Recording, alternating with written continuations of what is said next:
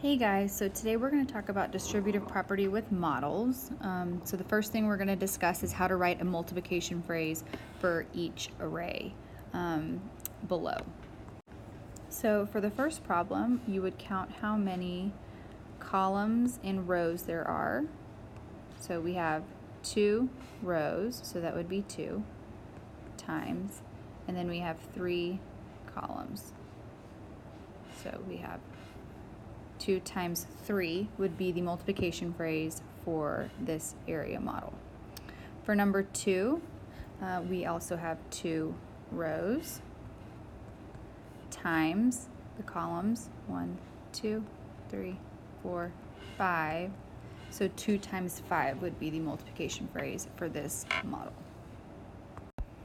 Okay, so next we're going to look at how we can use a visual model to help explain the distributive property.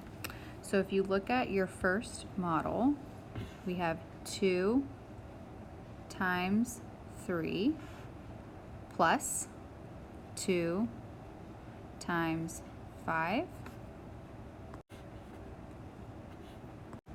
And then to write that into a setup for distributive property, we would put the number that we have in common, which is 2, on the outside of our parentheses, and then the leftover numbers are the ones up top. The 3 and the 5 would go inside the parentheses. So we have 2 times 3 plus 2 times 5 equals 2 outside of the parentheses, 3 plus 5 close parentheses. And then below is a model to show the problem that we just set up. Okay, to set up this next problem, we're going to look at our first rectangle. Our first rectangle is a 7. Sorry about that. The first rectangle is a 7 by 4, or has 7 rows and 4 columns, so 7 times 4. And then our second rectangle still has 7 rows and 5 columns. So 7 times 5. And then to set up the rest of this problem, we're going to take what they have in common, which is 7. And then inside the parentheses is going to be what's the other 2 numbers that are paired with the 7, which is the 4 and the 5. Okay? And then to finish it, we would do 7 times 4 and 7 times 5.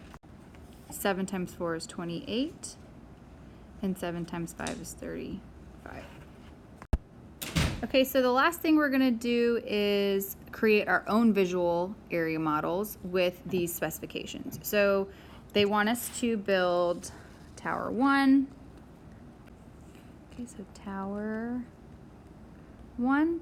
There are 2 ways that you could make a tower with exactly 8 blocks. Okay, one way that you could do it is have 1 row with 8 columns.